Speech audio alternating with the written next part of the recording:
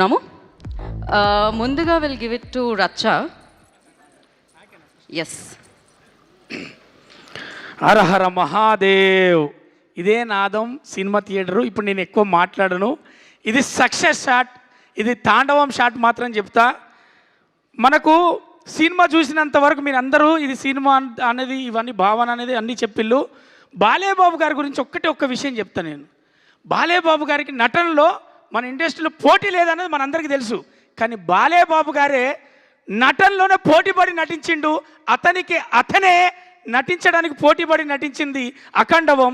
ఎందుకంటే అఖండ తాండవంలో నటిస్తే జరగదు, అణువు తను ఫీల్ అవుతే, అణువు భక్తితో మునిగి తేలితే తప్ప ఆ అఖండ క్యారెక్టరు ఒక్కొక్క ఎక్స్ప్రెషన్ కావచ్చు, ఒక్కొక్క నటన చేసిన చలిలో కావచ్చు. చలేంటిది నేనే అమ్మ, నేను చేసేది నటన.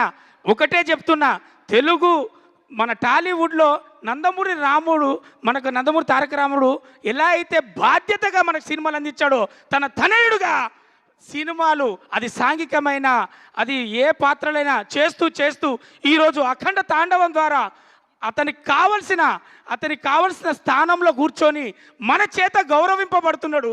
అది నందమూరి తారక రాముడు తనయుడిగా బాలకృష్ణ గారికి ఇది చెందింది, అర్హత కలిగింది, ఈరోజు తెలిసింది.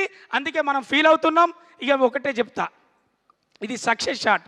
అమ్మా తెలంగాణ ఆడబిడ్డలారా, అక్క చెల్లెలారా, తమ్ముళ్ళారా, మన సర్పంచ్ ఎలక్షన్లు కూడా అయిపోయినాయి. ఇక మీరు కదిలి సినిమా థియేటర్లో పోతే ఈ సినిమాని గెలిపిస్తే మన అందరం కూడా సినిమా కాదమ్మా ఇది మన పిల్లలకు, మన ఆడబిడ్డలకు, మన తల్లిదండ్రులకు అందరితో పాటు చూసే ఒక బాధ్యతతో కూడినటువంటి సినిమా మనకు బాలయ్యబాబు గారు, బోయపాటి గారు, తమన్ గారు ముగ్గురు కలిసి మనల్ని అందరికీ ఏం చెప్పాలో, ఏది చెప్పాలో, ఇప్పుడు కాకపోతే ఇంకెప్పుడు చెప్తాం, ఇది కాకపోతే ఇంకేది చెప్తాం అని ఒక భావనతోటి మనకు అందించినటువంటి చిత్రాన్ని మనమే చూడాలి, మనమే విజయవంతం చేయాలి. ఆడబిడ్డలకు, అక్క చెల్లెలకు, ప్రేక్షక దేవులందరికీ నేను విన్నవించుకునేది మాత్రం ఇది ఒకటే.